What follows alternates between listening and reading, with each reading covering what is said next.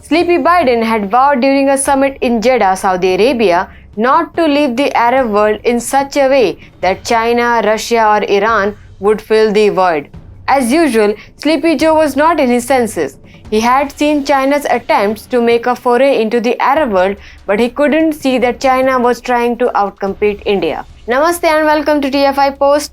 I'm your host Savita Mishra. If you're watching us on YouTube, please subscribe and press the bell icon to get all the latest updates. If you're watching us on Facebook, do like, share and follow the page. Let's begin with the video report. According to a Reuters report, Xi Jinping will arrive in Saudi Arabia on December 7th. It is expected that Saudi Arabia will host the first edition of the China-Arab Summit during Xi's trip.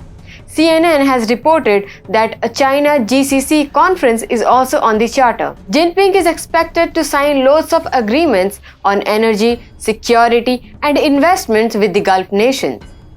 These agreements are in line with China's long-term plan in the Arab world.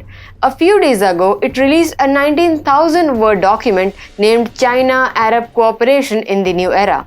The report lays out the principles on which the future of China-Arab relations will be built. According to Global Times, CCP mouthpiece paragraph of the report says, both China and Arab countries advocate respect for sovereignty, independence, and territorial integrity, mutual non-aggression, non-interference in each other's internal affairs, equality and mutual benefit, and peaceful coexistence.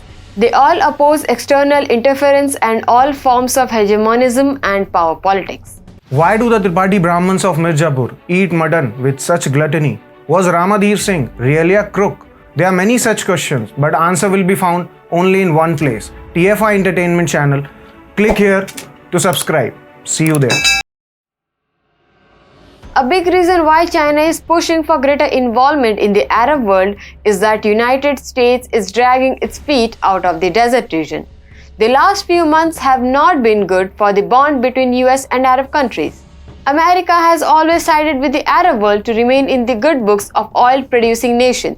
It provided them military security, and in return, the Arab world opened its oil gallons for Uncle Sam. Things started to shift when shale oil was discovered in the US. Then in the last few years, Americans have been focusing on eliminating the need for fossil fuels altogether. They have started to renege on their promises. Why would the Arab world not look for options? The bonhomie between Saudi Arabia and Russia is the new talk of the town. It is trying to gain a prominent place in the BRICS as well.